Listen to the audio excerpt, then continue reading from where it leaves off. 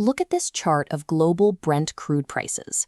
After months of calm, the line spikes past $115 a barrel, levels unseen since June 2022, and the climb continues, marking an 8th consecutive day of aggressive market gains. Price movements this consistent suggest a market bracing for a severe long-term gap in the availability of physical crude. Right now, global commodity traders are frozen. They are caught between distant rumors of a tentative Middle Eastern ceasefire and the very real mathematical drop in available oil. So why is the market panicking this severely, and why right now? The real pressure is coming from a narrow, physically choked waterway thousands of miles away that has severed a vital global supply route. This map shows the Strait of Hormuz.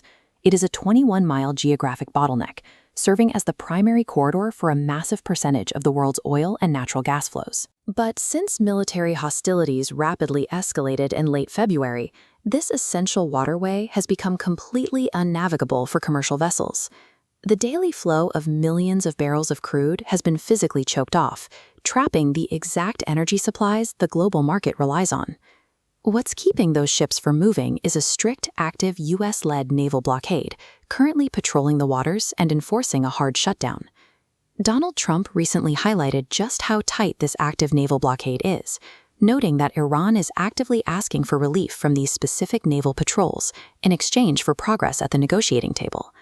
Meanwhile, Washington is tightening the screws even further, threatening targeted financial sanctions against Chinese refiners and any nation attempting to pay transit fees through the strait.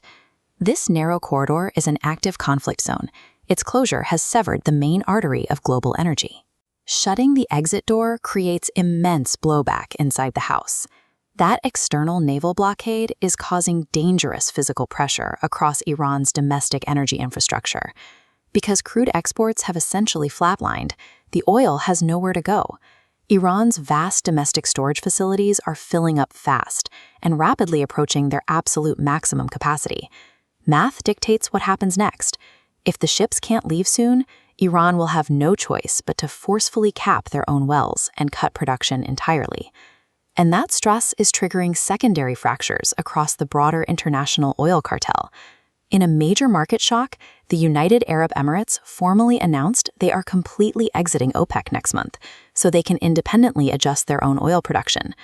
Between Iran facing forced well shutdowns and the UAE splintering from the group, we are watching a structural breakdown of the global oil supply network. A shock to the oil supply network quickly bleeds into every other sector of the global economy. The International Energy Agency has been closely monitoring this specific geographic bottleneck and the resulting supply collapse. Their official assessment is grim. The agency has formally categorized this exact situation as one of the largest immediate supply shocks on record. This flowchart demonstrates the macroeconomic chain reaction. When you violently restrict crude oil, you guarantee a massive resurgence of inflation across transportation, manufacturing, and ultimately everyday consumer goods. Nations that rely heavily on foreign energy imports are already feeling the squeeze. India, for example, is facing immediate, intense economic strain just to keep up with the surging costs of incoming shipments. For the average consumer, this massive geopolitical crisis distills down to the agonizing numbers displayed right here at the local gas pump. If the ships in the Strait of Hormuz remain blocked, those numbers will continue to climb. A paralyzed waterway thousands of miles away is now a direct, immediate threat to wallets worldwide.